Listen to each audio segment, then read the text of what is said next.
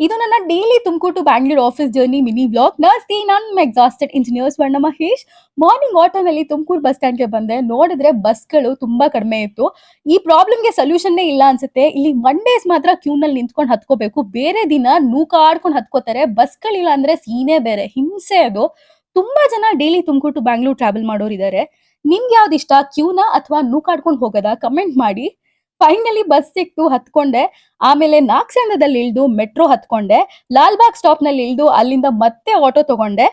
ಆಟೋನಲ್ಲೇ ತಿಂಡಿ ತಿನ್ಕೊಳ್ತೀನಿ.